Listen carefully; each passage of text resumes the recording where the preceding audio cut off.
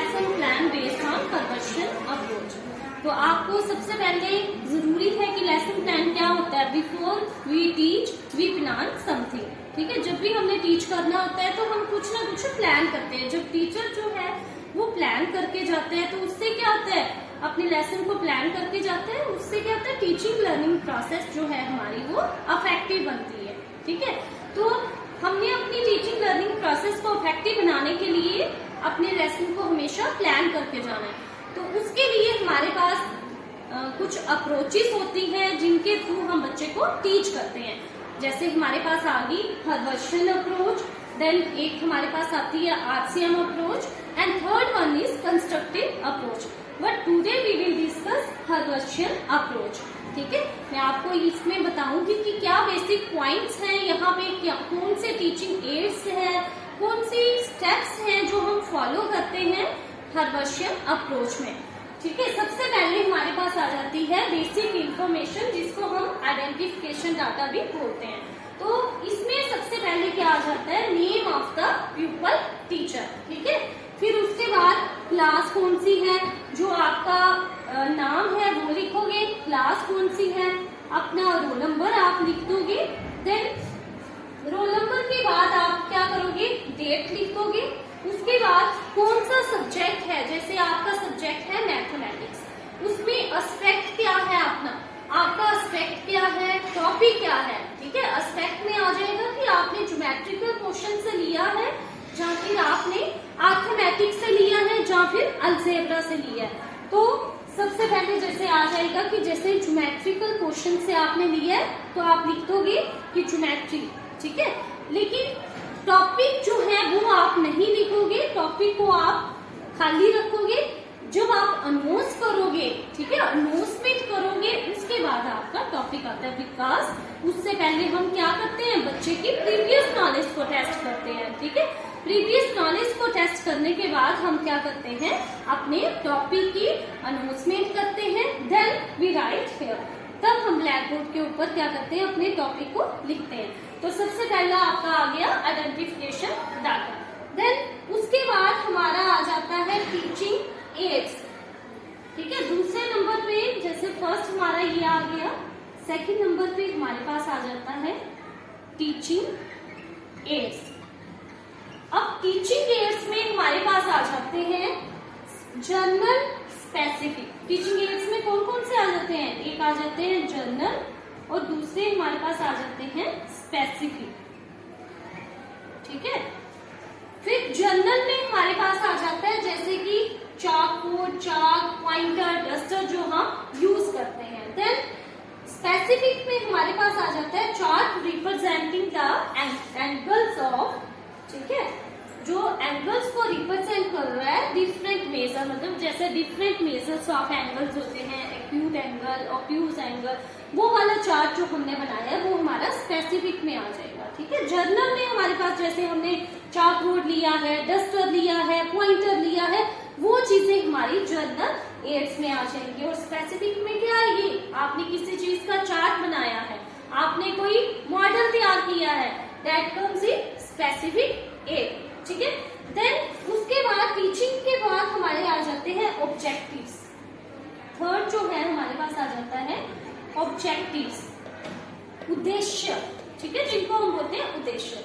अब ऑब्जेक्टिव में भी हमारे पास आ जाते हैं जर्नल और स्पेसिफिक। ऑब्जेक्टिव के अंदर भी हमारे पास कौन कौन से आते हैं, एक आते हैं जर्नल और दूसरे स्पेसिफिक, ठीक है।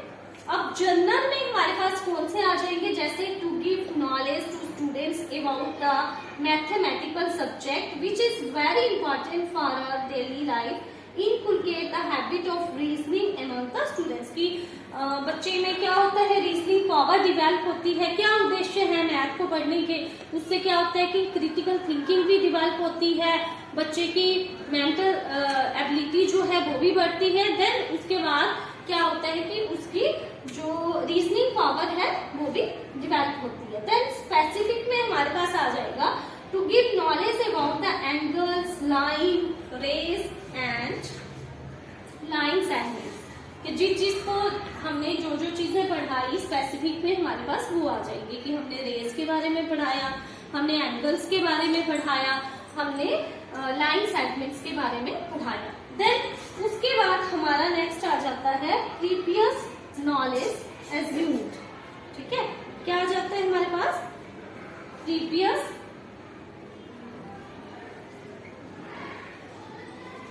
Knowledge assumed.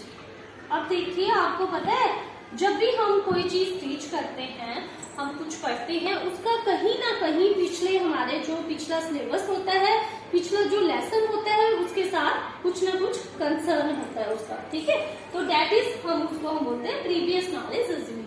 तो हम बच्चे को डायरेक्टली हम अपने पॉइंट की अनोस्पेट पे नहीं आ जाएंगे, अपने टॉपिक को अनोस नहीं करेंगे। हम क्या करेंगे? उसकी प्रीवियस नॉलेज को टेस्ट करेंगे।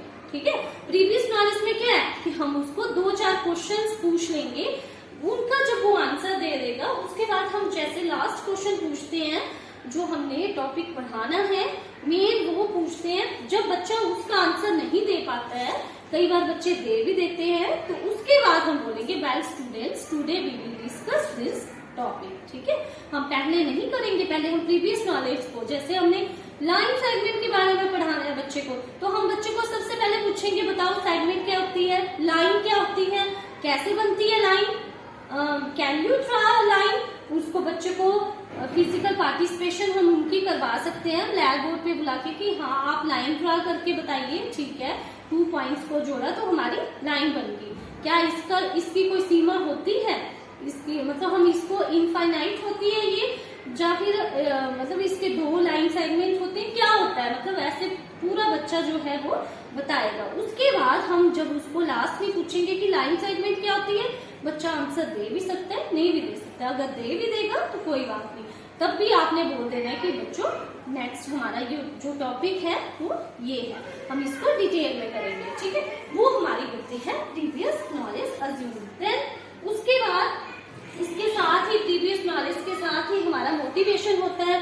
ठीक है, मोटिवेशन में भी क्या है, मतलब प्रीवियस नॉलेज के बाद ही प्रीवियस नॉलेज आपका टॉपिक आ जाएगा, तो मोटिवेशन में आप उनसे क्वेश्चन करोगे जो मैंने आपको बोला। फिर उसके बाद आप पॉइंट्स पे आओगे। ठीक है, अनाउंसमेंट करोगे अपने टॉपिक की प्रीवियस नॉलेज को अज्यूम करके। मोटिवेशनल क्वेश्चन जो मैंने बताए, जो वो क्या है, मोटिवेशनल क्वेश्चंस। ठीक है, देन मोटिवेशनल क्वेश्चंस के प्रीवियस नॉलेज के बाद आगे हमारे मोटिवेशनल क्वेश्चंस।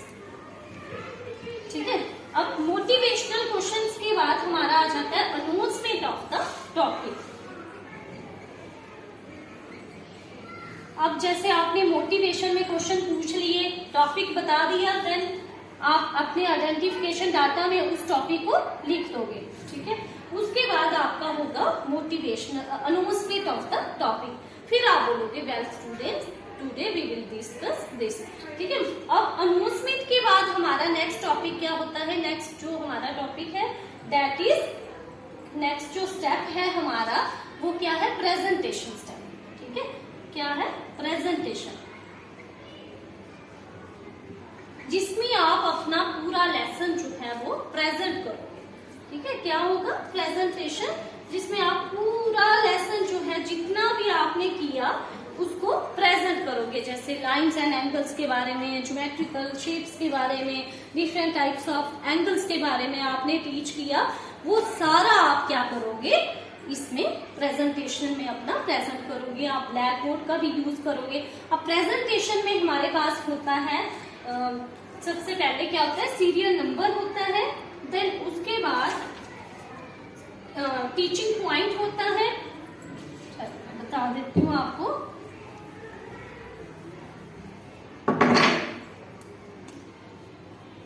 प्रेजेंटेशन में आपके पास आ जाता है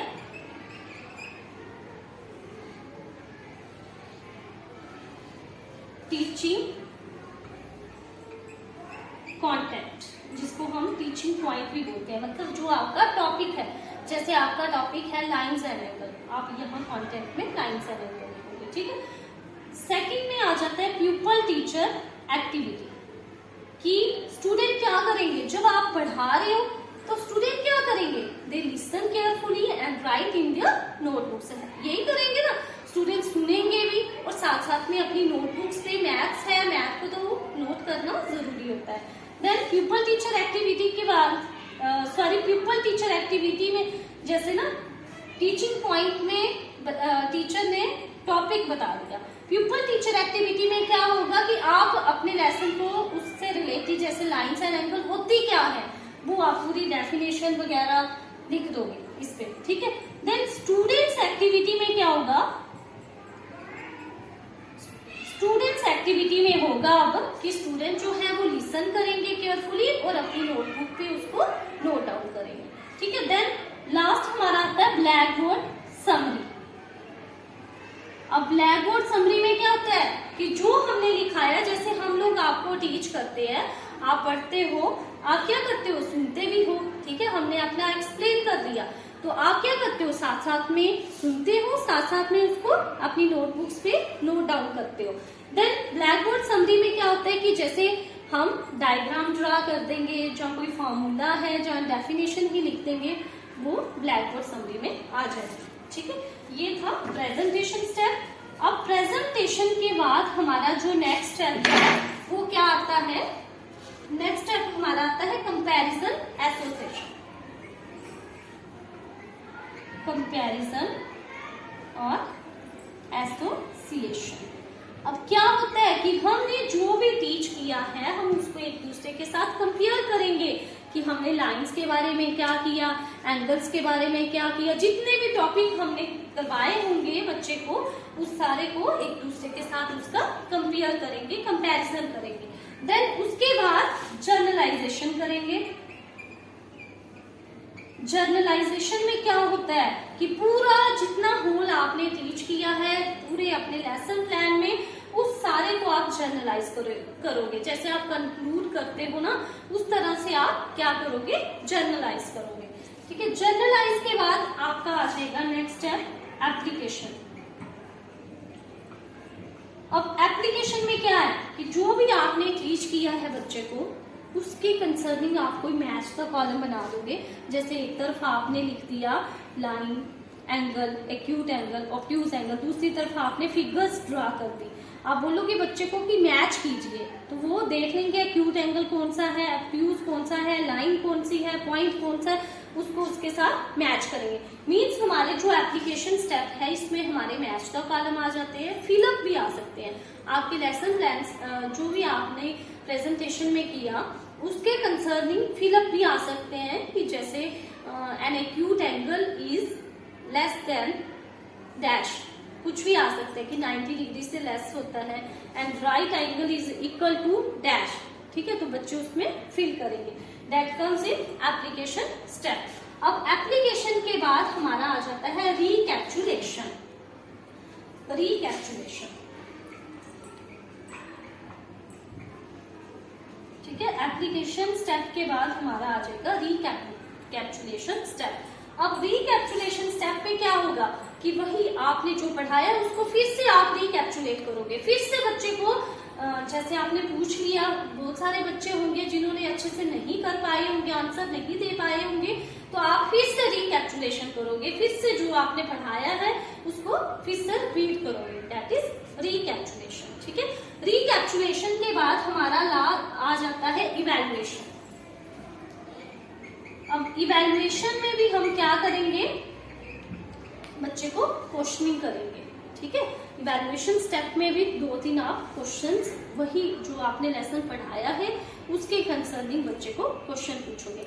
and last step is home assignment. Last क्या होगा, होम असेसमेंट या असाइनमेंट आप बोल सकते हो। तो लास्ट में आप क्या, जो आपने टीच किया उसी के कंसर्निंग आप कुछ क्वेश्चंस बच्चे को घर से करने के लिए दे दोगे, ठीक है। तो ये थी हमारी हर्बर्शियन अप्रोच। इसमें हमने आइडेंटिफिकेशन डाटा किया, टीचिंग पॉइंट किए, ऑब्जेक्टिव ऑफ द लेसन क्या है, प्रीवियस नॉलेज को अज्यूम किया, देन मोटिवेशन किया हमने। मोटिवेशन के बाद हमने अनाउंसमेंट की अपने टॉपिक की। उसके बाद हम आगे प्रेजेंटेशन स्टेप पे, प्रेजेंटेशन के बाद हमने क्या किया, कंपैरिजन एसोसिएशन किया, ठीक है। एक चीज का दूसरे के साथ कंपेयर किया, देन जनरलाइजेशन किया, उसके बाद एप्लीकेशन, रिकैप्चुलेशन, इवैल्यूएशन, और लास्टली हमने क्या किया, होम असाइनमेंट जो है बच्चे को, जैसे हम बच्चे को स्कूल में टीचर पढ़ाता है तो वो सब कुछ करने के बाद जब भी पढ़ा बैठता है तो लास्ट में बच्चे को होमवर्क देता है, उसी तरह से आपके इसमें भी ऐसा होगा। ठीक है, दिस इज योर हर्बर्शियन अप्रोच।